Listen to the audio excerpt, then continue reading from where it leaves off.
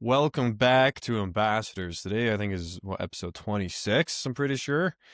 Welcome to the 26th episode of Ambassadors. We're live streaming once again on Discord.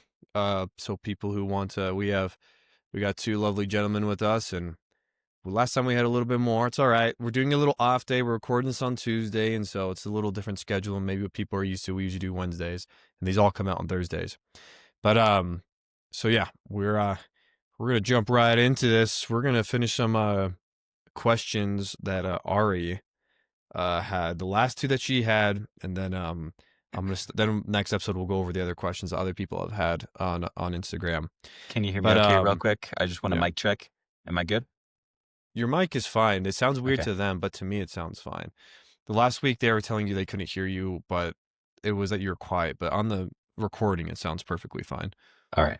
Cool. So you're good. No worries.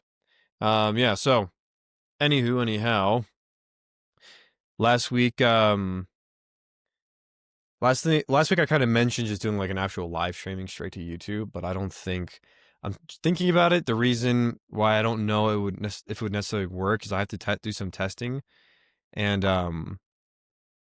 the thing is I don't know if I could be able to use the live. When I record these, after I'm done, I have to edit them a little bit, and I use an AI tool that enhances the audio of our microphones. And I don't know if it can do that in real time while we're live streaming. So then the audio quality would probably plummet if we were to try doing live streaming. So right now we're sticking to those who are interested in watching the live streams. They get to watch the episode a little bit early on Discord and interact and ask questions live. Me, Justin, can react to them live. So that's kind of what I think we're going to continue doing for right now, is just interacting with the Discord server that way. Shout out to Peter and Timmy, Peter Lodges, Timmy Zark. They also asked me to do a shout out to an amazing YouTube channel called the Buzzcut Brothers. Buzzcut Brothers, that's Timmy and Daniel. No, not Timmy and Daniel. It's Daniel and Brennan. Oh, I haven't seen their episodes yet. Yeah, they released one. I just subscribed. So now they got a shout out on a podcast, and they got 2 subscribers. I'll subscribe to them on my other YouTube channels too, so they'll get a few more. But Timmy, Brennan, if you're watching this, subscribe to the Ambassadors YouTube channel, right? And give us a shout out, because I'm sure you guys are going to surpass us. That's for sure. They're going to become Mr. Beast level famous, and I believe it. So don't forget us little people when you guys climb the ladder. Right, Justin? Absolutely. Anyhow, so the questions that we answered last week were about Asians. Ari asked, why didn't the gospel take off in Asia? She also asks, is it morally or ethically wrong to want more? What is the definition of enough? In accordance with scripture, we talked about that, and now we're going to answer her last 2 questions. I do want to say that during this week, I saw a post I sent to Justin that says that China is supposed to surpass America in Christians by 2030. They're on there. So I made a comment last week saying I'm pretty sure there's more Christians in China, but it's getting there. And that's only the ones that are registered. I mean, how are you really supposed to count a number of an underground church of people who are running from the government? It's kind of hard to keep tabs on them. So the number might be a lot bigger than they already think it is. Yeah, it probably is. But anywho, so that was a good episode last week. The questions we're asking today, we're talking about today. We got 2 questions from the last 2 that Ari asked originally. Is IVF, which is basically when you take the sperm of a man and put it in a woman throughout consummation, so without them having sex, it's basically artificial. It's like a guy who's not fertile, or a woman who's not in a relationship and she wants to have babies, and so she goes to the doctor and they basically put an egg, or not an egg, but they put the seed in her so that she could have a baby. So she's asking, is like that an artificial version? It's not really artificial. There's still living parts of living people, but is so the IVF, there's actually a lot more to it than that, which I didn't know until I did a little bit more research on it. And but so before we get into it, we're about to talk about it. I just want to mischaracterize what it is first. I just want to ask the question: is it inherently wrong? Is your question? If an element of it includes playing with God by creating life itself, and then the other question is it morally wrong to be in an unhappy marriage or to remain happily single? So is it morally wrong to be in an unhappy marriage or to remain happily single? Okay, so let's get started with the first question. Sorry, Justin, I don't want to cut you off. I just wanted to finish that intro, and then we could go into elaborate on it, because I'm sure I didn't say it correctly. That was just kind of how I understood from what she kind of explained to me, but Mhm. when I was texting her. So Justin, what do you think about the IVF? Maybe go into more detail where I got it wrong. So I just want to start out with kind of what IVF is. I don't know too much about it. It sounds a little complicated, but at a very basic level, essentially, doctors will prescribe a woman some special type of medicine. And usually, when a woman is on her menstrual cycle, she'll release one egg at a time. But the medicine helps release, I think it said anywhere from 15 to 20 eggs, or like 10 to 15 eggs, or something like that. And so basically, what they're trying to do is get a bunch of these eggs all together. And then they take the sperm of the desired father or whatever male is there. And they essentially try to um, impregnate, or not impregnate, but create a zygote through fertilization on all of those embryos. And so sometimes it's unsuccessful and it doesn't really work, but sometimes they'll get 3, 4, 5 or more viable fertilized eggs. And so they go in and one at a time, they implant the fertilized eggs into the uterine walls of the woman so that it essentially is like a 3-day old fertilized egg that is being implanted into her body instead of just coming straight from conception. So there's a couple more kind of moral, like ethical conundrums there that we can get into in a second, but that's kind of the basic premise of it is outside of the body, the egg is fertilized. Once you get some sort of like viable egg, then it goes back into the body, and then the woman's body kind of allows it to go through the developmental cycles from there. But the essence of it is kind of what I was saying is you're impregnating a woman without sex. Yeah. Okay. So yeah, you're using a lab to basically try to get pregnant instead of the natural way, the way God kind of created it. So Yeah. is it morally a wrong thing to do that? What do you think? I say yes. Morally wrong. I say yes. I'll leave it at that for now. What do you think? I don't think it's morally wrong. I don't know. Is it wrong? Well, I'd have to go deeper than just giving a shallow, quick yes or no. I'd have to. The way I would say is, let's say there's two different arguments, and I have to say the person has to decide for themselves. But I think you have to kind of look at the different reasons as to why someone would do it, right? So that'd be my answer. It depends on the. I think motive can change it a little bit. Why do you think it's morally wrong? So I say yes without having given it too much thought. I mean, it's not something that personally affects me, right? I'm not married and I'm not trying to have kids. So I don't have a whole lot of personal interest or like invested into this topic. But there is an aspect of it that's almost playing God.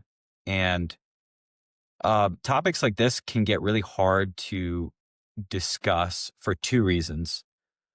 First is there's a lot of emotion that comes packaged with it, which is very understandable because you're trying to have, a conversation with somebody about their kids or potentially having kids. And that's a natural instinct in every human. And so any position where you're basically saying, no, I don't think you should do this is very emotionally charged. And it's very hard to have that conversation. So that's one thing that makes it difficult. The other one that makes it difficult is I think it's a pretty big slippery slope. And justifying something like IVF, I think you could use the exact same arguments for IVF that you could for genetic manipulation of adults if the technology gets good enough, or genetic manipulation of actual embryos if the technology gets good enough, where before the kid is born, you go in and you say, well, I don't like these genes. I'm going to take those out. We should probably add these ones in and essentially create like a superhuman race. And so I think a lot of the same arguments used in this can justify that. And the reason I say it's morally wrong is because I'm not okay with the other end of the slippery slope. So that's kind of Mm, where I'm coming from. I can get into it a little bit more because the Bible doesn't really talk about it too much, but I do have some other thoughts. sure. I'd say the reason why I was saying I don't necessarily think it's a wrong thing is because I kind of think of like, okay, what is one of God's very first commands to human beings is to be fruitful and multiply, right? And so for me, like if someone's desire is to raise the next generation of Christians, and you're a believer and you want to bring more people into this world, it's not like you're bringing in like a demigod, like you're like it's a Nephilim or something. You're going to Satan and doing this like ritual sacrifice in order to like kind of, the motive behind it is you're still doing something that is through the natural process, I guess, kind of isn't, kind of is. We're like, okay, I don't think, here's where I think it would be unhealthy. I think it would be bad if you're a single mother. You don't have a husband.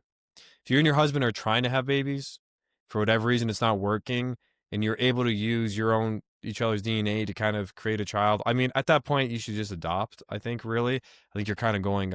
I mean, adoption is really hard, and foster like they make it really hard for people. That's a whole other story, whole other discussion. But it's definitely applies. It's definitely important to think here. As someone's deep desire, which is I think a godly desire to have children, and it's also a command from the Lord. Um, I don't necessarily think it's wrong as long as the way they're going about doing it isn't like sexually immoral. Like you have more than one partner or something like that, and you're bringing the kid in, or you're doing something like it could get immoral where you kind of get into the point where you're like, what I'm trying to say. It can kind of get to the point where you're like,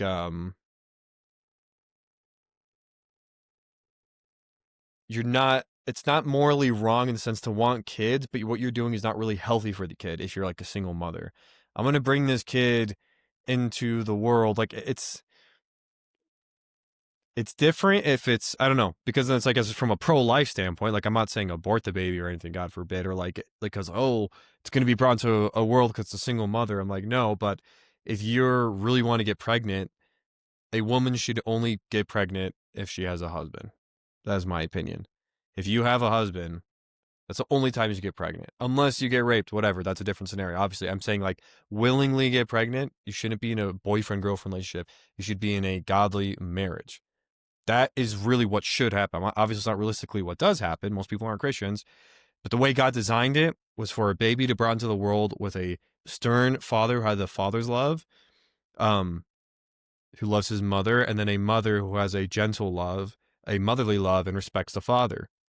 And then that child gets get raised up in that Christian environment, and he can have a healthy view of how we have to see other men, how we have to see other women, how we have to treat his wife one day, and how we have to treat women, how we have to interact with other men. Like there's whole worlds of psychological development that happens that so many people are missing out on today because divorce rate's like 60% and people are getting divorced before they even have kids or while they're pregnant.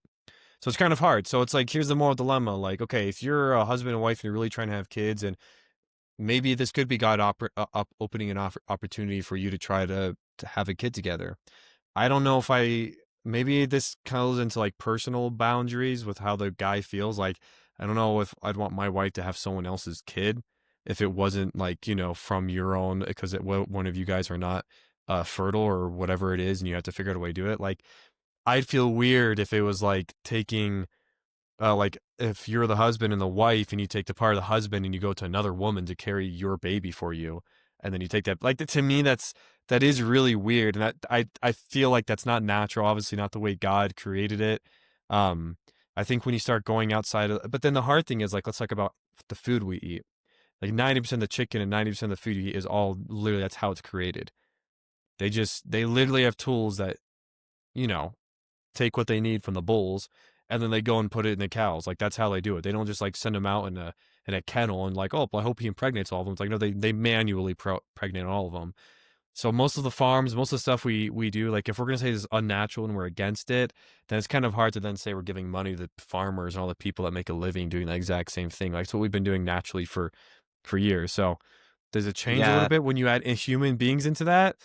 I'm just saying I could see how someone could make that argument to be like, well, why are you okay with it when we do it to animals, but you're not okay with it when people do themselves? So I'm not saying I that's my train of thought. I'm just saying I feel like that's the response, the devil's advocate that would come from that. so my response to that is it's a world of difference actually. The difference between a cow and a human is insanely different because we eat cows and Hmm. we don't eat humans, right? But we're Like talking about playing we God here with nature. sure, but if the I mean, I'm not really a huge fan of the whole debate bro thing. So I kind of try to stay more at a philosophical level. But philosophically, it is a very big difference between impregnating a cow in that way versus impregnating humans in that way. And part of that reason is because human life is sanctified and human life is special. And God has made humans to be on another level compared to animals. And we see this because God breathed the spirit into Adam. And that's something he didn't do into any of the other animals of the field. So I look at it and I say, so there are some other issues with IVF. One of the issues is because the doctors are giving this unnatural medicine to these women to basically eject more eggs than they're naturally supposed to. They then take the sperm of the father or whoever and they inseminate the eggs. Sometimes you can inseminate 10, 15, however many are there. What happens if you get pregnant? This is a concern that is listed across many websites. Is if you've got 10 fertilized eggs, I believe those are all 10 human beings. I believe life starts at conception. I believe once a sperm and egg come together, and God breathes the spirit of life into that zygote, that's a human. And we actually see at the moment of conception, there's people who have put cameras in there, and you literally see a flash of light at the moment of conception. It's really, really fascinating. Fascinating. So you can look that up on YouTube. But the question is, well, if you get pregnant on the first one, like, what do you do with the rest of those human beings? Some Christians don't want to go through and try to implant all 10 eggs and, try to get pregnant with all of those kids. And so what happens a lot of time is you end up destroying those fully fertilized eggs. And I think that's the same as aborting with plan B or something, where you take some sort of unnatural medicine to get rid of the fertilized egg. So that's a huge concern where you're potentially taking something that literally is human life and just destroying it because, well, we already got the human life that we care about and that we want. Again, that's not really something I would say to somebody to their face if they're going through this because it's very emotionally charged. But that's essentially what it comes down to on that point. Yeah, and I'd say I kind of lean more that direction too, where it's kind of like it's hard to say like it's like okay, because your point is valid. There's obviously a difference between humans and animals. God said we have dominion over the whole earth. Like he gave us dominion over all the animals. So the reason I only brought them up is because Ari's original question is, are we playing God? And it's like, Mhm. okay, but if the argument is doing artificial contraception, whatever you want to call it, I mean, I don't know if the artificial is the right word, but unnatural contraception, are you playing God, whether it's human or animals? Like, even if you're doing animals, aren't you still technically like creating life artificially, kind of like you're doing it outside of the natural process? So you're kind of forcing something like whether or not humans or animals are different, you're still doing something that God is a God thing, right? So then that's why I brought up that argument, because if the original objection here is, are we playing God? Doesn't that also kind of equate to animals, even if we do have a dominion over them? Maybe it's just technically, but God's given us that dominion, so it's okay to do it. He hasn't given us dominion over other human beings, but just over animals, so maybe it's okay then. So can you read the question that she had again? And then right after that, define, if you can, Sure. what do we mean by playing God, right? That's kind of a nebulous term. Well, is IVF inherently wrong if an element of it includes playing God? So Hmm. her question by creating life itself. So her question almost is like based off the almost like a presupposition that it's actually okay. And she's saying, is it inherently wrong if if it includes an element of playing God? So if it doesn't include an element of playing God, it almost feels like the question is saying it is okay. What me and you were kind of saying is I don't you can't divorce the two from one another. You're kind of playing God. And so the define playing God is you're taking something that is not you're doing something that for most of history has been considered like a natural thing that like look, if you can't get pregnant, it's just God's will for your life. And you're because the idea of creating life, right? We're talking about like Frankenstein here. Like we're now being able to do things inside a human body in a lab that was supposed to only happen in a bedroom in an intimate setting. And maybe that's kind of the question of like playing with God. I think we all inherently know what it means when someone says you're playing God, right? Like you go and watch a sci-fi movie and you see like they're playing God with a civilization. Like you can kind of see what they're doing. They're doing things that you would normally only ascribe to God throughout most of history. That, I mean, if we were to say this to someone 2,000 years ago, they would call it sorcery or magic, right? Hmm. Yeah. So again, I think this topic, because it's mixed with human life and specifically the creation of human life and the sanctity of human life, I think this actually does meet that criteria of playing God, because Mm-hmm. you're giving people medicine to go against the natural order by releasing, you know, upwards of 15 times the number of eggs that they're supposed to.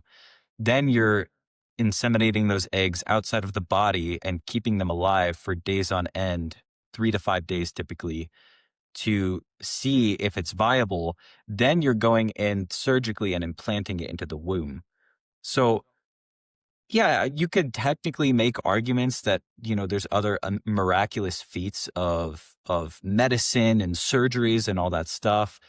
But I look at like, this is the creation of human life, and it's supposed to be done with a man and a woman through the natural order that God has established. And it's it seems like it is playing God, because it's all kind of done in the laboratory with syringes, and I don't know. To me, I do think there's an element of that. Um, that's I just the way that wonder I if feel. I wonder if we're going to see long-term research of like children having serious defects or long-term issues who have gone through this. Like if it's unhealthy for them to whatever they use to sustain the life longer outside the womb before they can actually get um the attachment before they Hmm. re-put it back into the womb. If we're going to see long-term effects on babies that are born that way, Hmm. I don't know. I think there's a part of it too that's really important that you're saying is like this is a very emotional thing too. A lot of people, it's very. I mean, that's like I The known people, biggest part. women. Yeah, I know women who can't have children. And it's pretty horrible thing for them. Like Yeah. that's also a very natural thing. God created women to have that, and the fact a lot of them can't. That's a very sad thing. And so it's kind of hard because it's like, well, what about painkillers, right? Like they're purposely releasing more dopamine or serotonin into your bloodstream than is humanly natural to help you deal with, right? And that's a chemical. So should we completely push that out because that playing God now, where you're giving people painkillers for their surgery, opioids? Like, is that now playing God? You know what I'm saying? uh, I think there's a pretty big difference. So my position is influenced by trying to be careful of the slippery slope, right? Because it's called incrementalism. Every time you get to a new baseline, you incrementally introduce, well, if this is okay, well, what about this one thing that's just a little bit farther, right? So what you end up doing, not you specifically, just people in general, um, I think what ends up happening is you say, oh, well, if IVF is okay, then genetic modification of an embryo is okay to prevent autism in children, Hmm. right? Because for whatever reasons. And then once you get that, then you say, oh, well, genetic modification is okay to make the genetics of the human race more like they were 10,000 years ago. And then you get like farther and farther and farther, and it's all built on, well, the previous step was okay, the previous step. So I don't know where that line is. I don't know where to draw that line. Again, it's something I haven't really thought about too closely. Sure. Well, because then Um, people can throw that same argument towards contraceptives. So I now, don't think so. I think that's completely, unless you're talking about something like Plan B, which is the destruction of a life that's already been created. rather But than I think preventing there's a it. big difference between a fertilized egg, which is a combination of the father's and the mother's DNA and the spirit of God that's been breathed inside of it. That's how I understand it. I Hmm. think there's a big difference between that and a contraceptive that prevents the fertilization in the first place. I think those are two different things. Yeah, I agree. It's a slippery slope, and I do think there's clearly an element of playing God, if you want to use that terminology. Um, so if it were ever to be a problem I'd have to run into, I think the route would just be to adopt. I wouldn't try to go that whole route. I want to feel comfortable with that personally in my Yeah. life. I feel like there's already kids who are alive who need a godly family, someone to raise them up in the ways of the Lord, and adoption can be a huge blessing. And there's a lot of children out there that need to be adopted. So no, I hope that answers your question there, What Ari. real quick. So this is I saw a statistic. I can't find it exactly, but there is hope. There is hope. If you're struggling with this with infertility and you're unable to bear your own children, um, it says I saw one statistic saying anywhere between 30 to 40% of infertility is curable. I just quickly typed in what percentage of infertility is curable here, and then the AI overview. Probably don't trust it, but look into it yourself. This one says approximately 85% of couples conceive spontaneously within 12 months if they have, regular procreative actions, Hmm. essentially. So there's hope. It's not completely hopeless. I think the good parts of science that are not playing God allow us to get healthier, right? There's a lot of women who wear like yoga pants and spandex, and there's been studies that show you like women who wear that have infertility rates 35 or 40% higher. So get the plastic off of your body is a huge thing. That goes for your shirts, your t-shirts, undershirts, your jackets. Anything with those microplastics is probably really bad for you. So looking into how to detox from that and get clothes that are more natural, like cotton, that's really That's good for something you. else, man. Eating healthy is insanely important. Getting regular exercise and it is insanely important. There's also been studies saying that the health of the child is largely determined by the health of the father. So there's a lot of factors that go into it. And if you're not leading the healthiest lifestyle, then my encouragement is to get healthy and to do it in a natural way and allow your body to heal from some of the damage that has been caused. Hmm. And there is great significant hope that you can get fertile, that you can get pregnant in the natural way. You know what it also makes me think of as well is and I do want to make one little disclaimer here. These are Ari asks us like 15 different questions of 100 different topics, and she does these moral Monday things on her Instagram where she's always asking these different weird moral questions. When we're saying we're saying that we're not directing any of this towards Ari. I just want to make that clear. She just had a kid. She doesn't have fertility problems.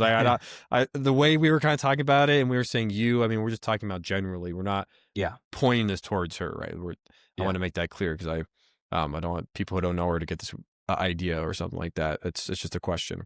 But this also brought up the idea, which is also something they've been pushing and trying to do forever. And I don't know how far along the science is on it, but artificial wombs. Hmm. That's another thing that I think is really, that to me is like full and like, that is definitely playing God. That is like, I don't know how you can't see anything. That is Frankenstein to me.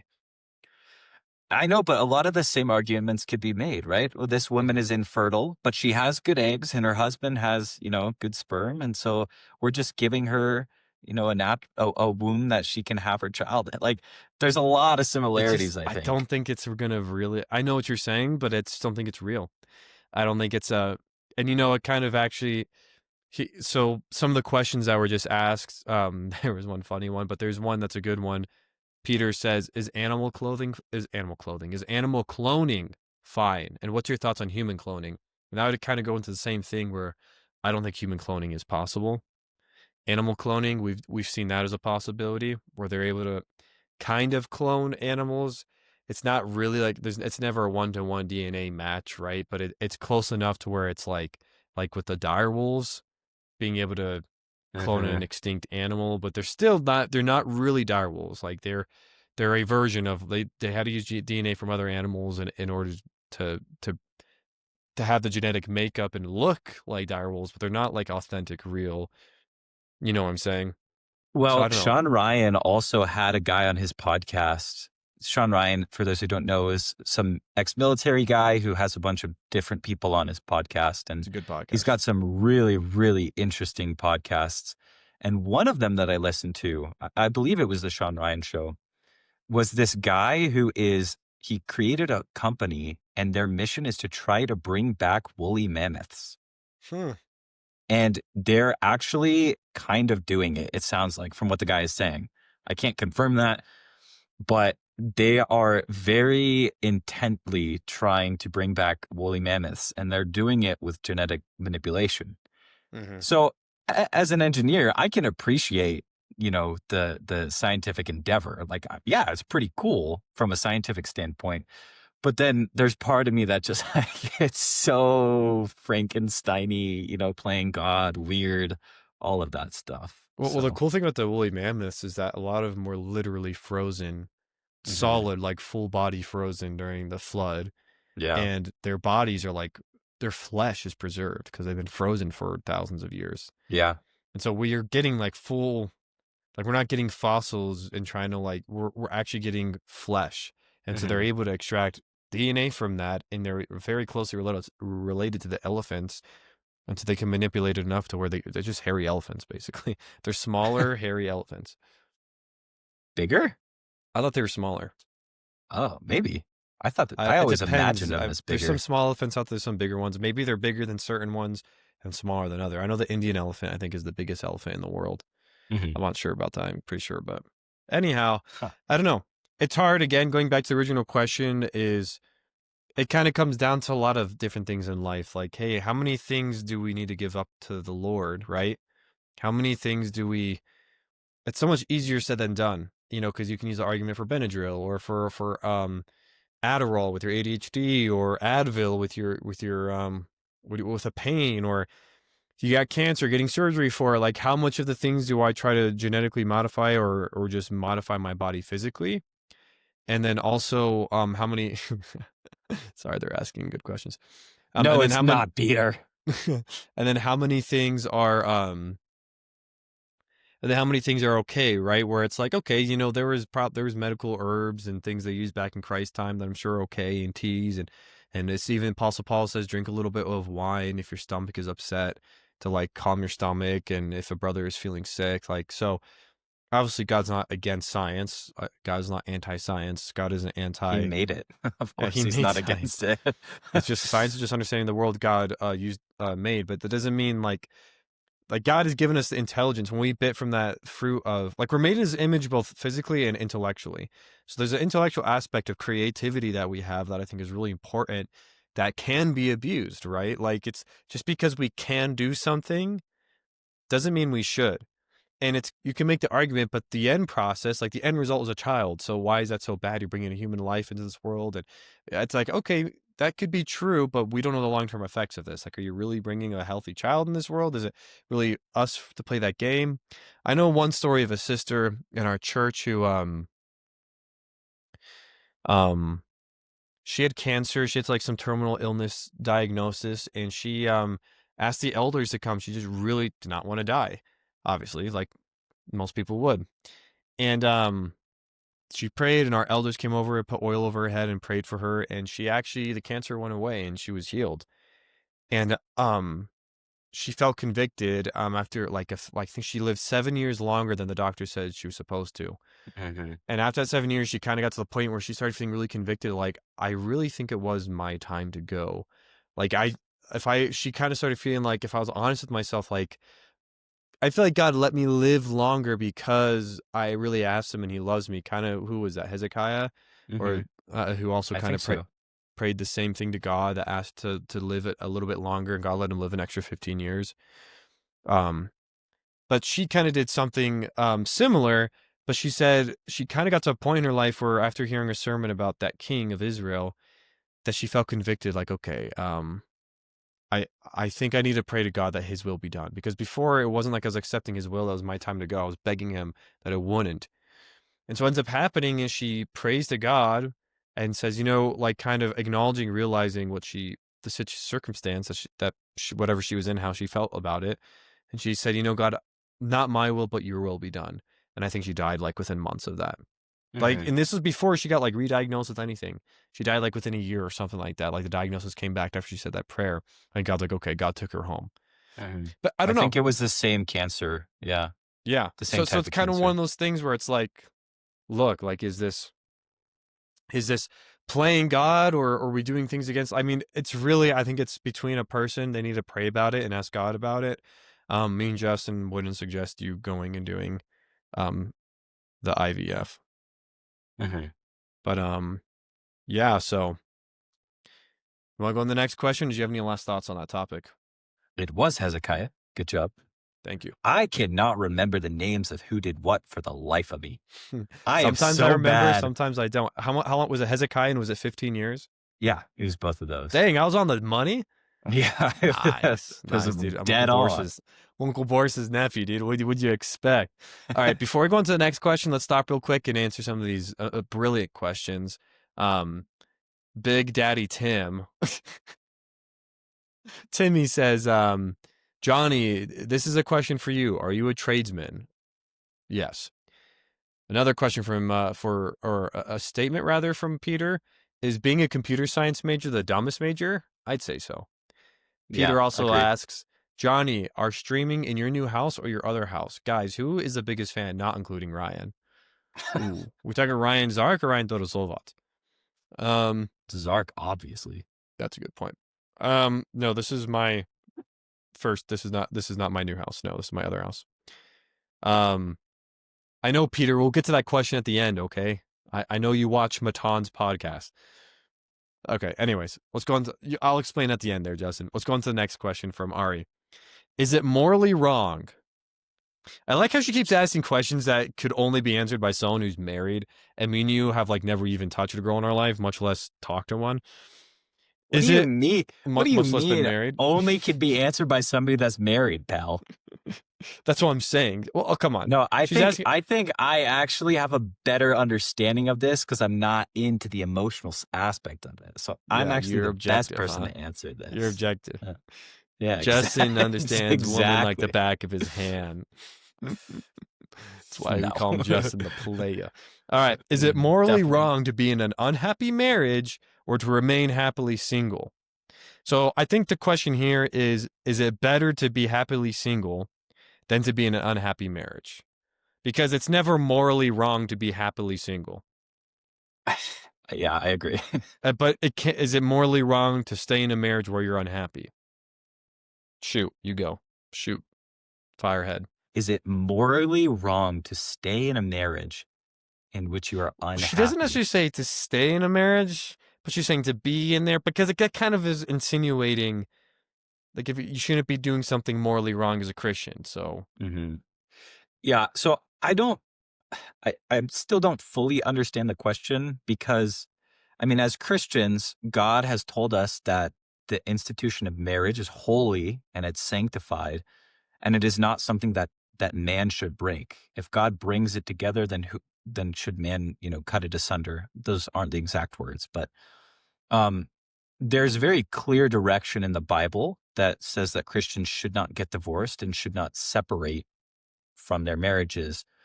And I kind of put a caveat on this and say specifically to remarry. Um, like the Bible's very explicit in if you divorce somebody and you go get remarried, then you are committing adultery. So I understand that there are some people who have their differences. There's a certain amount of time where they just can't work out their problems and their differences.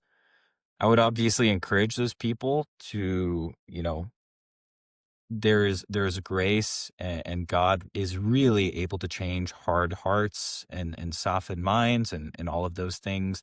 But it takes the work on both individuals. The goal is to return to God so that you can be close together again as a married couple. If it doesn't work out, then you might physically separate, but I don't think divorce is right unless something happened with some sort of sin of adultery or something like that. like extreme abuse or something like that, right? Yeah. So that's how I understand it. I'd say you need to watch Fiddler on the Roof. Do you love me? I still have not seen Do that. I love him? For 50 or whatever it is, for 30 years I've washed his clothes, cleaned after him. But do I love him? Sorry, I had to get that out. I would say, is it morally wrong to be in an unhappy marriage? I would say, what is the purpose of marriage? If you ask the Catholics, it's to procreate. I think that's definitely a part of it. It's also to resemble church, right? So Mhm. I don't know if to me there's kind of again a presupposition that marriage is about happiness. Mhm. And I don't think marriage is about happiness. I don't think life is about happiness, to be honest with you. I think life is about purpose and meaning and fulfilling and pursuing something that's above yourself. And again, meaning and purpose is, I think, the ultimate part of it. I would say this is, if the question has something more along the lines of, am I supposed to divorce if I'm unhappy? Um, I don't Marriage is a covenant. Marriage is a lifelong covenant that you make with someone. It's a promise you're making to someone until Mhm. death do us part. And the only exception Christ really gives is if they cheat on you, or adultery, or obviously I think we can say extreme abuse and something like along the lines of that. So no, Yeah. if you're unhappy in your marriage, I think whatever, you should try taking the steps that you need to get, like counseling or whatever that may be, but ultimately giving your relationship over to Christ. And it can be in any type of relationship, right? Like, do you cut off ties with people you love in your family, your siblings, your parents, because you're unhappy with the situation, the relationship you're in with them, or do you work on those? You know, when you first off get in a relationship with someone, or a marriage relationship with someone, again, you've made a lifelong covenant with them that can't be broken because you're unhappy. Like, to me, that's like a very childish, ungodly way of thinking. I'm unhappy right now, or I don't necessarily like this person. I don't know. Like, to me, once you first off have had sex with someone, you've made a bond with them. You've tied your soul to that person.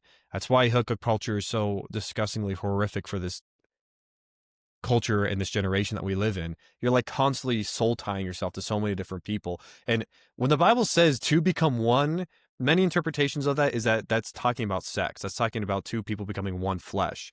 And when that happens, like, you are doing something that is unchangeable. You can't take that back. It's almost like the sealing of a covenant with a person. That's why ancient traditions, especially like in Christianity and or at least in Judaism, like, you consummate your marriage. That means, like, the night of your marriage, you go and you consummate it. You almost like, you make the decree final by coming together as one person. These two people become one flesh. Once that happens, to break that apart, for reasons as superficial as happiness, I don't know. It kind of is a misinterpretation of what reality is all about, of what reality is. And again, maybe it's hard for me and Justin to talk about this because, once again, we don't even know what women look like, much less know what that is. Speak for yourself, pal. But but for us, like, I don't know. This is really, and maybe Justin had a good point here by saying we can kind of look at this objective standpoint, because we're really just trying to look at it from a scriptural standpoint and a reality standpoint, because I think it goes past just what you experience in an emotional relationship, because there are emotions tied to it as well. It's not just dogmatic. But let's give an example of abortion, right? We live in a world where people are very much, and I said this earlier in the last podcast, divorced from reality. They have this perception, because of the comfortable times we live in, where, like we were talking about even earlier, you don't feel good, you go and you pop an Advil. You know what I'm saying? Like, there's an ease, there's a comfort, there's a way to escape all accountability for anything human at this point. We're artificial to our core, it feels like. That aside, we are also avoiding accountability to, again, the human experience. And there's certain facts of reality throughout all of history that you just had to accept. And you accepted it on a moral basis as much as a reality basis. There's a reality basis throughout most of history that my wife could die during childbirth. But the outcome of childbirth, producing offspring to further my name, but also to, as a Christian standpoint, to further the kingdom of heaven by having more children to raise up in the way of the Lord, that was a noble pursuit that both the husband and the wife realized was a part of being a human and a command from God. And and the wife was willing to lay down her life for her own children. Most women these days are bragging.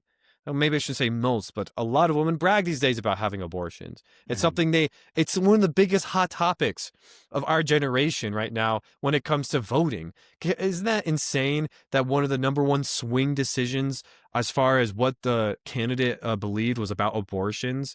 Like, how disgusting and evil is that? Like, that's what's most important to this nation right now, is the ability to kill your own children. Throughout Mhm. history, most people were more in tune with reality because they lived more real lives, not this coddled life we live. I mean, look Look at where we live. Like, this is not Yeah, real. with the None of this is blue and real. the red lights and everything like Red and that. blue lights, like none of this is real. Like all this is synthetic. Like we don't live in reality. We're not living in the suffering of like people saw people die all the time. There's public executions. People saw that. They saw the gravity of life. Women were dying in childbirth all the time. The Mhm. concept of wanting to kill your baby was not even a fathomable. Like obviously they had potions and stuff like that they would take and herbs that would kill the baby, but if you got caught doing that, you would probably be killed by the village. Like that was a horrible, wrong thing to do. We're talking about Anglo-Saxon Christians here. So that being said, the problem we have now is, let's put it this way. This is how me and Justin see it. There's never a reason to abort a baby. There's no excuse under no circumstance.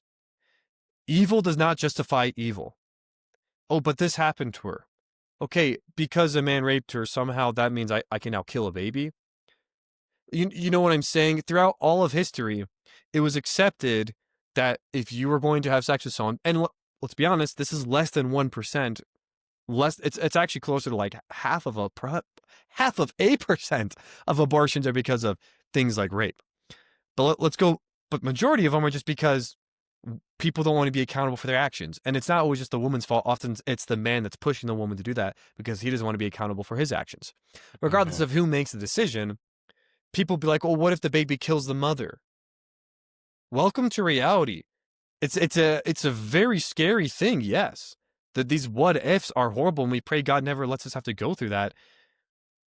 But one of my coworkers said it really well. Any mother that's willing to would not lay down her life for her own child is not a real mother.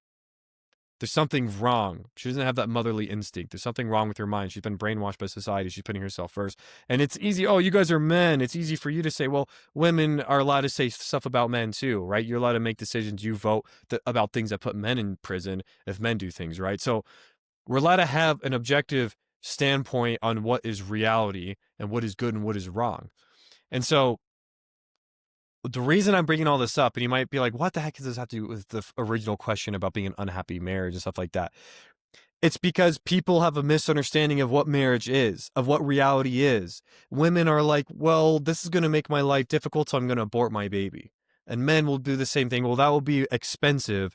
They won't even call it what it is, a child. The child will be expensive, so let's abort the baby. They're Mhm. not taking accountability for their actions, which is to have sex, which when you do that, you're risking having a baby. So first off, you made a decision, accept the consequences of it. It's the same thing with marriage. Well, you made a lifelong covenant to love this person despite of the person they do become. You made a decision to love the person for better or for worse till death do you part, right? And now you're looking, and now because if they're cheating on you or they're beating you, whether it's a woman or a guy, yeah, okay, that's a pretty solid reason to leave. But if it's as simple as like I'm just not happy anymore, this like superficial Hallmark kind of crap that you see where there's like this chick who's engaged and then the whole movie is that she's like engaged to this really good guy who's providing for her, who's working hard. He obviously loves her. He can take care of her. And she's driving through like some small town on her way to the big city. She's been in a relationship with this guy for who knows, 10 years, is engaged to him. And then her car breaks down on the side of the road. And then like some inbred redneck that's like comes up to her and is like, What kind of Hallmark movies are you watching? bro, this is the plot to every Whoa. Hallmark Christmas movie. Is that There's a chick. Bollywood?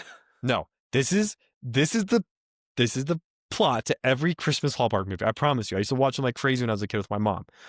It's a dude. It's a chick who's engaged, and my dad. I don't know why they always watch these Hallmark movies. It was just like it was brain rot.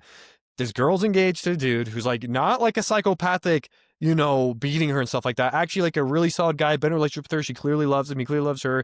She's driving through some small country town. He's from the big city, so is she.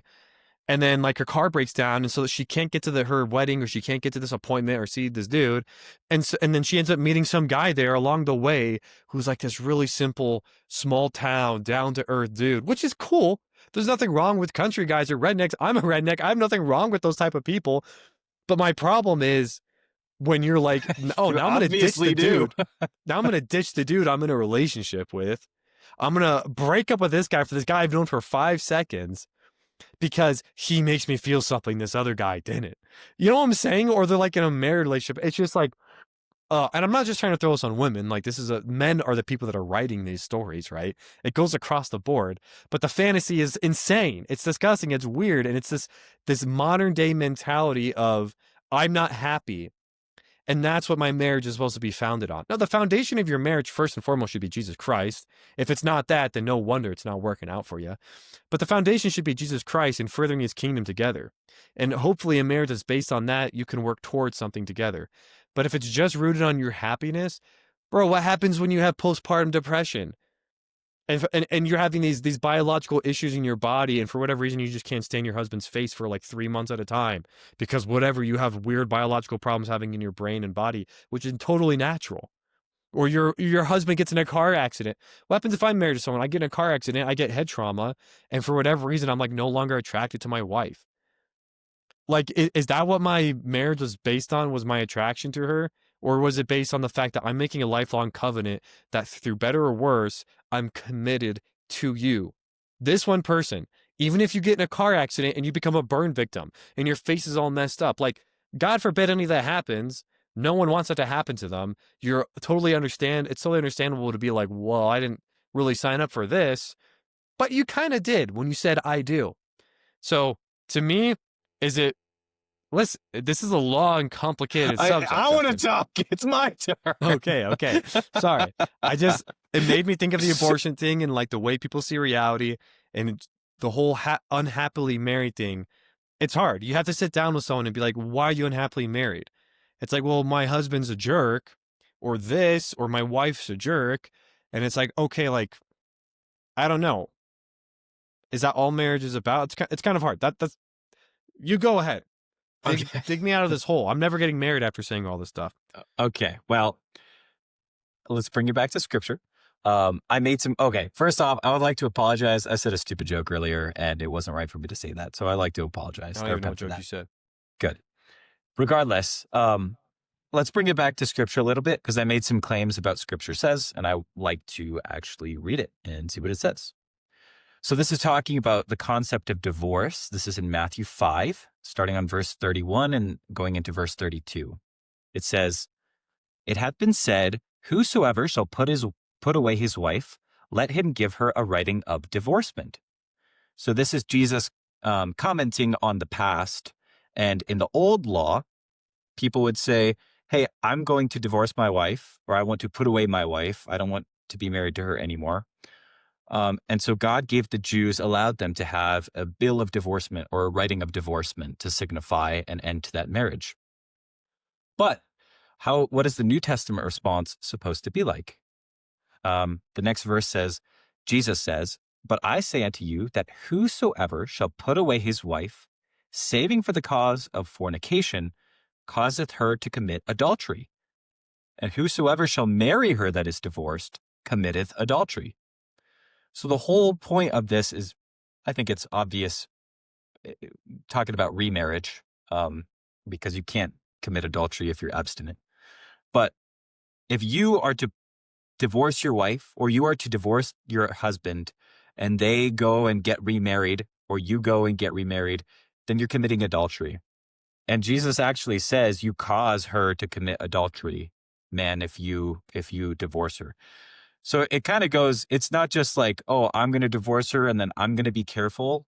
Jesus also seems to be putting blame on you if they go and commit that sin. He says you cause her to commit adultery.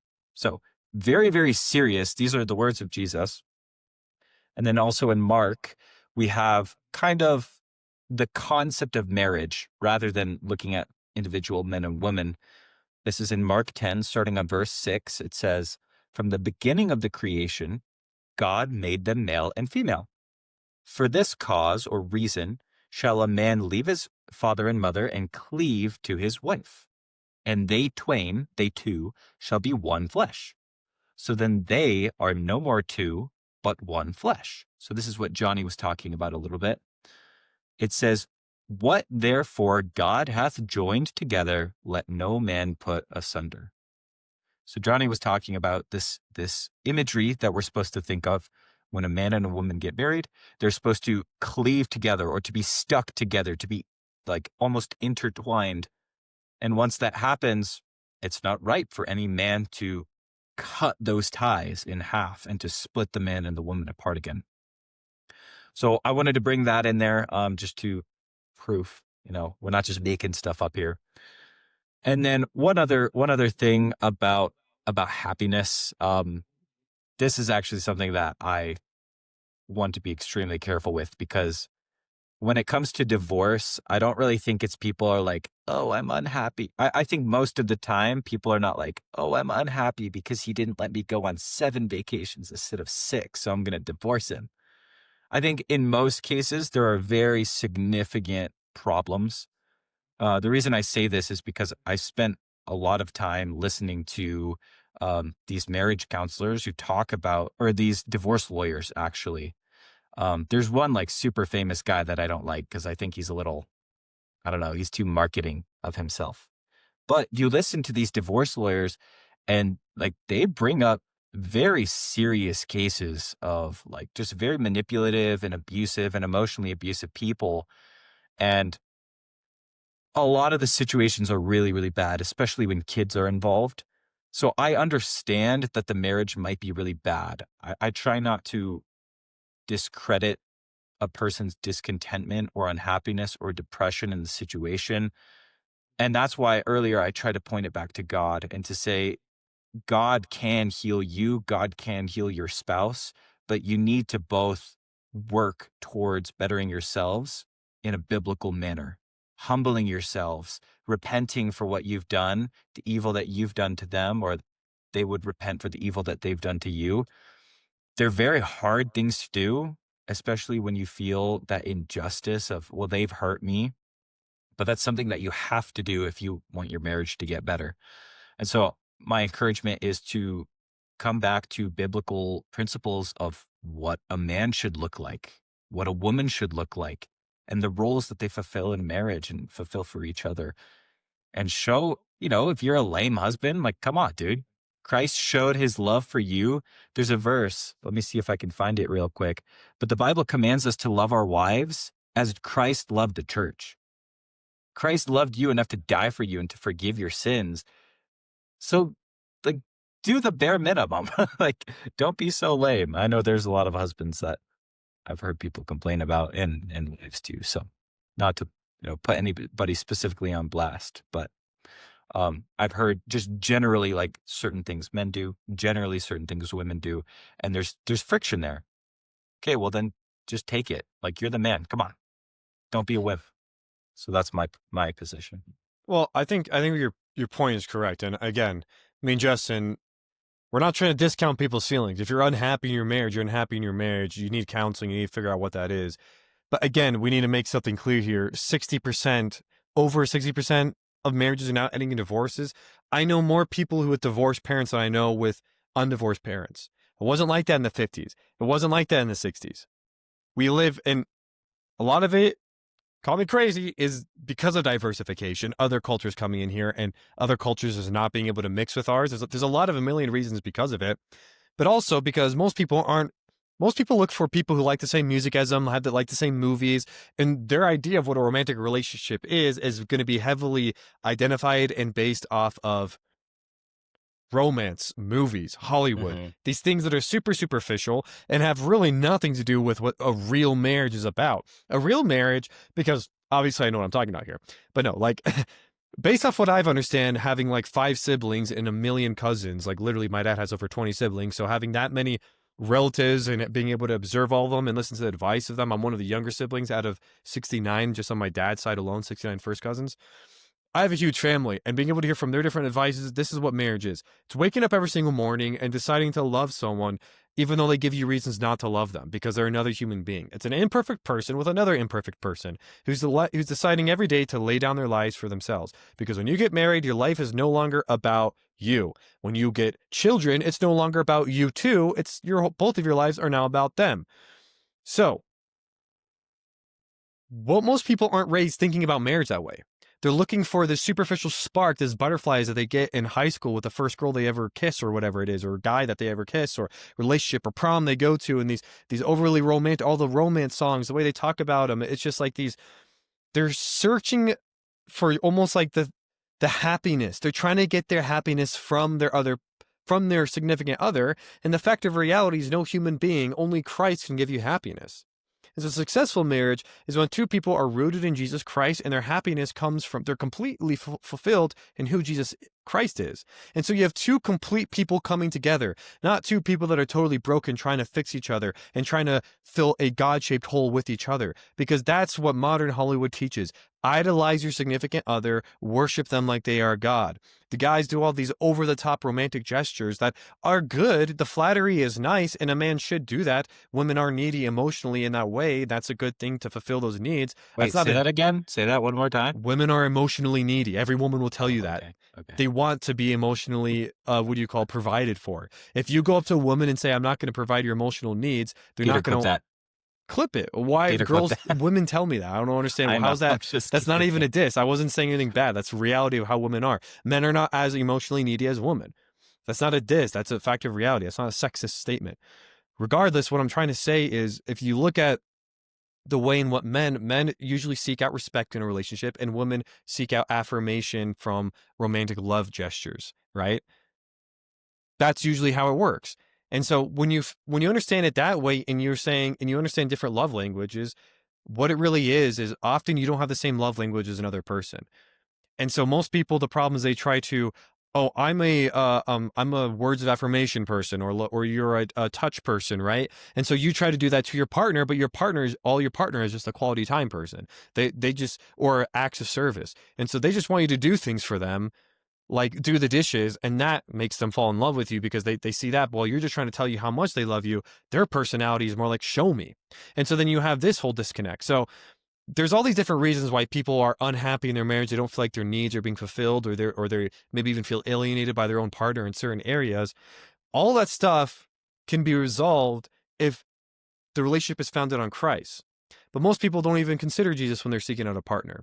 And so what ends up happening is halfway through their marriage, they start realizing, oh, I'm unhappy. And it's because this person isn't giving me the spark that I want. And so that's how a lot of cheating is a guy from work or a girl from work starts giving them more attention than their wife is giving them, or it's this new spark of what it felt like when they first met their wife or husband.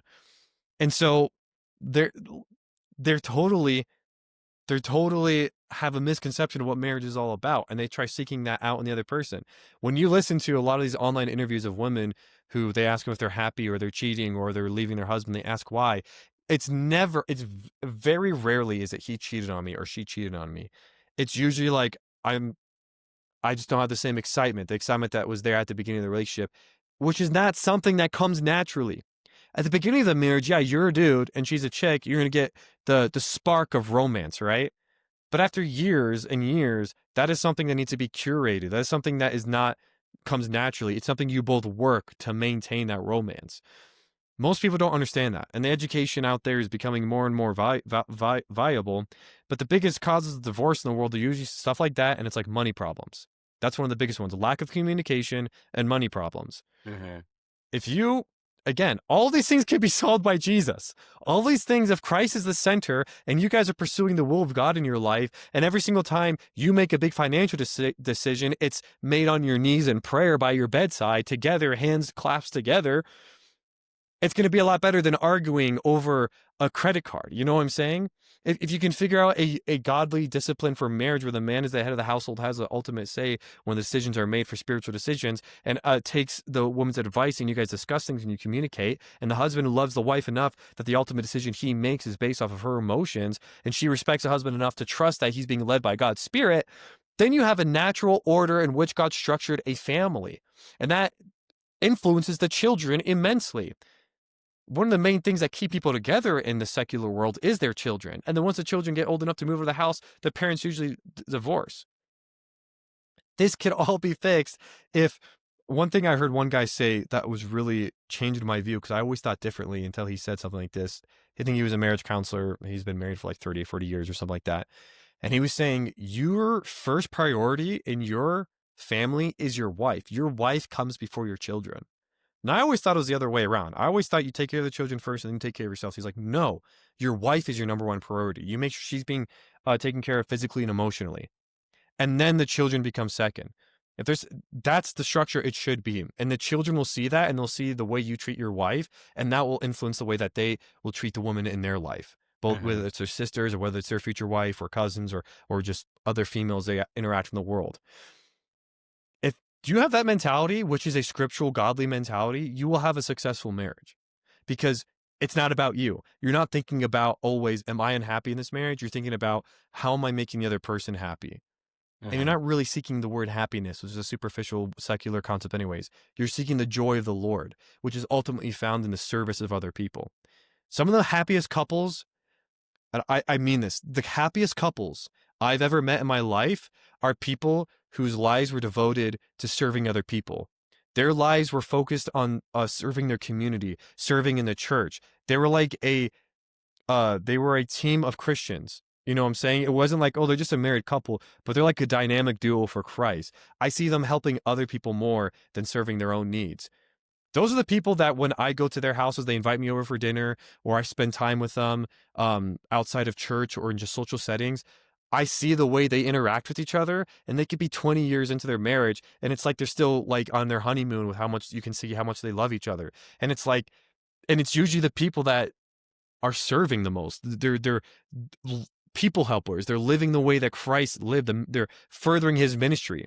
Their life isn't work, come home and Netflix, watch a movie that we probably shouldn't be watching anyways, and then like go to bed. And like that's not like the whole process. It's like, hey, how can we actually further God's kingdom here on earth together? And the romance seems to be like a natural blossom. So I don't know. What do you think, Justin? You took the words right out of my mouth. Well, I see um, why you were I see why you were laughing by some of the comments. yeah. Yeah, guys in the chat, just know that literally anybody can join and anybody can read those. So don't be too Don't goofy. don't be Is sexist or racist like you guys were. I yeah. can't read those comments on the podcast, but on a not normal podcast, I would totally read those read those out loud. All right. No, I just basically wanted to say I think a big part of, disclaimer, not married, but I think a big part of marriage is well, I think there's two things. One, I heard I thought was quite wise from somebody else who was married, was essentially the idea that, marriage is not really a 50-50 relationship where each person puts in 50%. It should really be a 60-40. And if both individuals are thinking that way, then you're going to have a great marriage.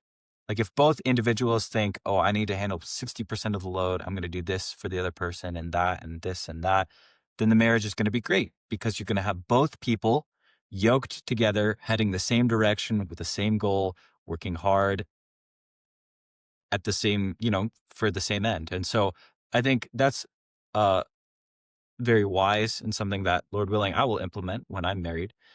And then another part of it, Johnny kind of already said it, I kind of already said it, but I think the reason that having a Christ centered life, whether you're an individual or you're a married couple or whoever you are, having a Christ centered life where you actually try to improve yourself according to his commandments and according to the ideas that you read in the Bible, it's really important because you have an external framework that allows you to, like, we're shown this is what it means to be a good person. This is what it looks like to get healthier, get better in your relationships, give more love to those around you. And so having that framework that you can compare yourself against, the Bible's a mirror that you can look into and compare yourself against it and say, you know what? My life is not where it should be in this area or that area. Maybe I'm knocking it out of the park over here, but I need to work on this. And being able to do that in a humble mind and in a spirit of humility is really, really, really important. And I think that is the biggest factor in having a healthy, godly marriage is really examining yourself and trying to correct your own behavior or your own quirks or whatever it is according to God's word. And again, like the 60-40 thing, if both people are trying to do that, then I think it will be good marriage. I think we're going to title this podcast "Marriage Nope, Professionals Give don't do it. Advice." Marriage professionals give advice. Dude, these comments are killing me. They said, I was really confused because Tim was saying, "Oh, call out your OnlyFans. Why don't you?" Just kidding. You have lots of friends. But when I first read it, all I saw was "call out your OnlyFans," and I read it like 5 times. I was like, "Yeah, you'd like that, wouldn't you, Tim? I bet you That's would like that." crazy. And then Peter said, "Johnny, would you ever consider becoming a redneck?" Because they were joking in the comments that I'm not a redneck. All right, fine. All right, No, he just nerds. wants to be a cowboy. I'm really mad at Timmy because he didn't listen to the podcast in New Zealand. And we could have, I mean, I'm not mad at him because I was planning on texting him, but I kept forgetting. So it's actually my fault. But I wanted to text Timmy, be like, bro, because Justin gave me this idea. It's like, you need to listen to, you need to listen to the Ambassadors podcast in New Zealand because then on our chart, it will say that we have a listener from New Zealand and it Yeah. will stay that way, even if it's like 1%. Oh, shoot. Timmy's getting all upset because we were calling us out. I'm sorry, we were just joking. Timmy and Peter are just amazing, awesome fans that we love dearly. That There's some jokesters, man. their jokes. I mean, they're genuinely making me laugh. Like while you were talking there, Justin. The was it a coincidence that none of the disciples did? I was laughing. I was holding that in. I saw the moment you saw that, and you were dying laughing so hard. It's all I right. do want to apologize real quick. There's been a couple times in this episode where Johnny was saying something really, really important and very serious, and I started laughing, and it's because of these okay, guys. So Justin, I just wanted to say that. Justin, it's okay because when I'm talking, when this video gets published, the way the thing does it is when I'm talking, it only shows me. So no one can see you dying laughing while I'm like spilling my heart out. Perfect. Perfect. Nobody can see me for 80% of the why episode. Is he laughing? I'm trying to be serious, and then I'm like, you know what? I would be doing the same thing.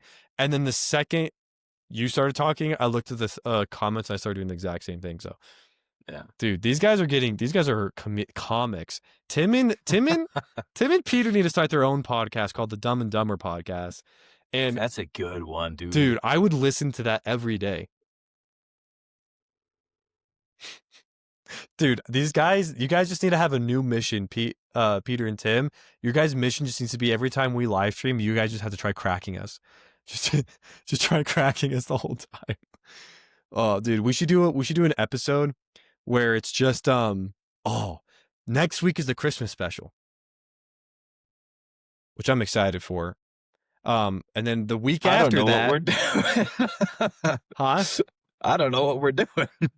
Well, we're just gonna be talking about whether or not Christmas is pagan and our thoughts on it, because that was one of the questions that listeners asked like a month ago, and so I was like, I'll just save that for Christmas. That's a good just a topic. I mean, that's what we did for Thanksgiving. That's what we did for Halloween. So it'll be the Christmas special. But I do want to do one funny thing. I think it would be hilarious if we did another thing like this, but the whole episode was us with water in our mouths, just trying to see if Tim and Peter could break us. You know, try not to laugh challenge. Would just spit on your screen. Yeah, it's a good point, but that's what people do. All right. It's been a wonderful podcast. You'll see about 20% FaceTime on me. So thanks, guys.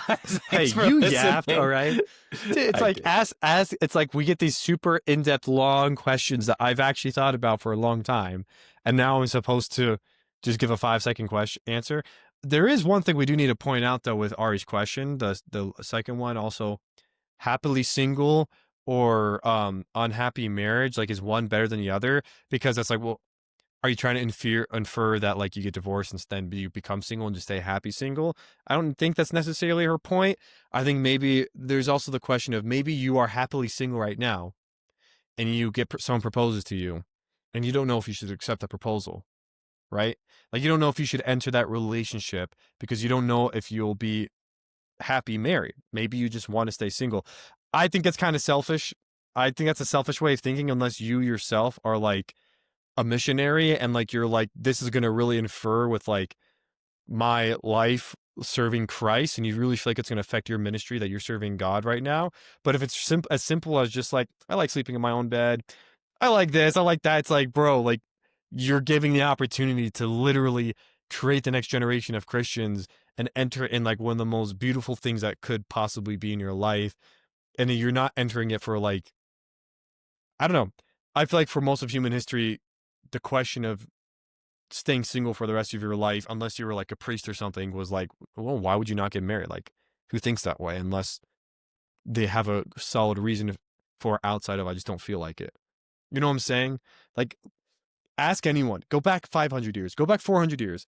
Go to a random village in America and 200 years ago, in Europe 3,000 years ago, anytime in history before the year 1800, and I walk up to someone and be like, "Are you happy?" They'll look at you like, "What the heck does that even mean?" They're like, "I wake up when the sun gets up. I go to work. I come home and I feed my children. I love my wife and I go to bed. And I serve God the best way I can. And I'm fulfilling his purpose for my life. And there's beauty in it." You know what I'm I saying? don't see. I disagree. I don't think that's true at all. You had people that were depressed. You had people that were joyful all throughout history. No, I'm not Like saying there weren't being depressed people. being happy is not just a 2025 thing. No, I'm not. No, you're misunderstanding me completely. I'm not saying Okay. there weren't sad people. People were killing themselves back then, like not as much as they were today. People are killing themselves way more today than they were back then. But Yeah. what I'm trying to say is, you, like my grandma, for example. You ask her grandma, "Are you happy?" That thought never crossed her mind. In the sense that what I was trying to say is not that concept didn't exist. I was trying to say that wasn't what people were pursuing in life. They Okay. were Yeah. they were making mature decisions based off of the people around them, how good the healthiness for their life, scripture. They weren't chasing happiness. Let's see. I'm going to read this next comment. It has to be something funny. Justin, why did you guys make it that you are only allowed to talk 5% of the time? He actually mutes me. That's not just me being quiet. Just like Johnny, wakes up when the sun does, go to work then goes to sleep when the sun does. Do you ever to plan to collab with Benjamin Netanyahu in the near future? Oh, that's one question they asked that I did want to. This All is right. from a No, no more, no this is more. from I a gotta go. no, this is not an actual question. It's a joke. Oh, okay. Okay. Is it a sin? This is from Peter, which is one of my favorite jokes ever said on a comedy podcast. He's taking this from Matan. He asked a rabbi, or no, he asked, Cliff and Stewart. Oh, I They're have seen sitting this down, those clip. like Cliff Connectly or Natural, whatever his Yeah. name is, Yeah. those street preachers. They're the people I got the speaker's corner idea from for Easter camp. Matan, this like kid, asks him, "Is it a sin to steal from your neighbor whose wife you're cheating with before killing him because you're jealous on Sunday, lie to the police about it, and go home and punch your mother and father in the face while repenting to multiple gods made out of metal while taking the Lord's name in vain?" Matan said that Yeah, he literally, it's like a one to a long story of you rabbi. breaking every single Ten Commandment. Yeah. That's No, Peter, you should totally do interesting. that. See where that gets you. Oh, No, I'm just yeah. kidding. Don't do that. Okay, real quick. I think this is probably my last thought because we didn't really address it, but for the question of being happy in singleness, I think it's important to be content in whatever state you are there with, or however the verse says it. Um, but whether you're married or whether you're single, I think you should be content and you should be serving the Lord in the capacity that you can. When you're single, you have more time. You don't have another person that you are that's as big in your life as a spouse would be. So you have a lot more time, you have a lot more freedom, you can kind of make quicker decisions. And I think the Lord works through that. I've experienced that in my life, just being able to make some snap decisions and either go travel somewhere or spend the night with somebody or go out for dinner or whatever it would be. And just enjoy the time that God gives you to have that freedom and serve him and serve his kingdom and do it for his glory. And then if it turns out that you never end up getting married, well then be content in living a life that serves God. So No, that's my I agree. There's position. nothing wrong with being, I mean, singleness, Apostle Paul says his personal opinion. He says, "This isn't from God, it's my personal opinion, but it's better to be single because you can serve God better." But Hmm. then again, he was going up and down Asia Minor, preaching the gospel, being stoned, thrown out of prison. Like he was living that kind of life that is not suitable for having a family, right? And Hmm. so wouldn't it be wise to bring a family into that kind of lifestyle? I don't think there's anything wrong with staying single the rest of your life. That's where God's leading you. And I don't know. I'm not saying everybody has to get married, but I don't think your reasoning should just be happiness. Like I don't think the pursuit of happiness. I think that's an American idea. It's not a Christian idea. think the Christian idea is the pursuit of holiness and the pursuit of sanctification and the pursuit of God's kingdom. And one of the most amazing ways you can do that is through the holy sacrament of marriage. That's a very, very important thing for us Christians, I think. Because if the Christians don't get married and don't have kids, there's no more of us. Like the rest of the world's gonna outbreed us. It's important for there to be Christians here on earth. I'm not a fatalist. I'm not the type of person that says all's gloom and doom. Jesus is coming back again, so why reproduce? Christ does say, "Woe unto those who have birth in the end times." Not because he's saying you shouldn't have kids, but because he's saying it's going to be really difficult for you because you'll be living under extreme persecution. But God provides. God provides for you. If it's a fear thing, like, don't get me wrong. I want to me and Justin are not saying that anyone here should like feel guilty for having fear or being uncertain about marriage or any of this type of stuff. I think God can have a part of your life where he's telling you to remain single because he's trying to mature you to a certain point in life, to prepare you for something, right?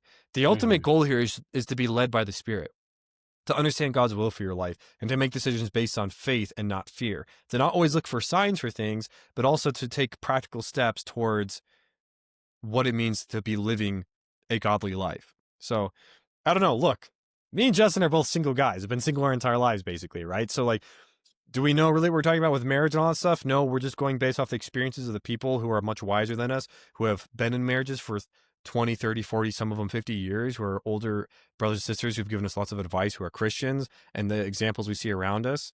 And so, I don't know. I will say this, one good piece of advice I've been told is the way you treat your siblings is the way you're going to treat your spouse. Because your siblings, your wife basically becomes like that type of person. It's someone you're constantly living with, right? And you have to deal with you love them, they're your family, and you want to be around them, but at the same time, they do things that annoy the heck out of you. How you treat them is how you treat your family is how you're going to treat your wife, because, well, guess what? She's going to become part of your family. It's not going to be this awesome blossom of romance every 5 seconds of, this Hollywood style, you know? By the way, that's why I love the movie La La Land. It's realistic. I actually love La La Land. The way everyone hates how it ended, everyone calls it traumatic. The way La ends, it's pristine. You would like the movie. It's I've a good never movie. seen that one. It's a good gooder. It's clean. It's not a bad movie. It's a good musical. The music's actually really good in there. The way it ends, and it has Ryan Gosling, which is basically every man, right? Yeah, That's a whole meme online. I am him. Yeah. Or he is me, because Ryan Gosling's always playing these movies where he's like super lonely, and so all these guys are relating to his character. All right. Well, I think it was a great episode. Next week, Justin, you said you might be. Someone told me you might be in the mountains next Wednesday. Yes, So I will be. We'll do Tuesday next week too. We'll do Tuesday for those of you who want to listen live. I will be in the mountains from Tuesday to Friday. So okay, then we can do Monday. I don't care. It'll be a Christmas special, and the week after that, we're going to be interviewing. By the way, I'm just telling Justin this now. We're interviewing Jacob West. Sweet. So he's been commenting. He commented on our last podcast. He's like, day one of requesting to be a guest on the podcast. He's gonna record. It's like, dude, he's getting desperate. All right. You know what? No, we're gonna make him wait a full year. How about that? Yeah, we should do that. We should get make to him wait day a full year. 365, then you can come on. That's funny. So you guys got 2 episodes to look forward to that what's going to happen. Next week will be Christmas. We'll be answering Phil Lozich's question about, is Christmas pagan? He also asks about the tree and the golden calf and how that relates. And so we'll give our perspective on that. It might not be what you guys think, all right? And then the week after that, we'll be doing an interview with Jacob West, and the topic is demons. That's the topic he chose. He wanted to talk about demons and demonic activity. So that's going to be pretty interesting. That'll be kind of cool. Couple of fun podcasts lined up. Yeah, we got some. So you guys got some things to look forward to. Someone asked, is John Cena committing witchcraft by saying, "You can't see me," and then disappearing? Probably. I mean, he is part of Hollywood. He did do the whole humiliation ritual when he went onto the Oscars with butt naked with a little index card over his, So he's definitely, he's in it. He's definitely part of, if you guys remember some of the early episodes, the Diddy and the pedo cult rings, Epstein's Island. I hope not. I wouldn't be surprised. He seems like a cool guy, but anyways. Thank you all for listening. So did Robin Williams. So did Tom Hanks. I'm trying to leave. Johnny keeps yapping. Hold on, my earpiece fell. But I thank you all for listening. Appreciate it. And sorry, what'd you say, Justin? I didn't hear you. My earpiece I just said appreciate the listeners, appreciate the engagement, and so yeah, keep up with the good questions. All right. Love you, everybody. Look forward to next week and the week after that. God bless you all. Goodbye. Bye.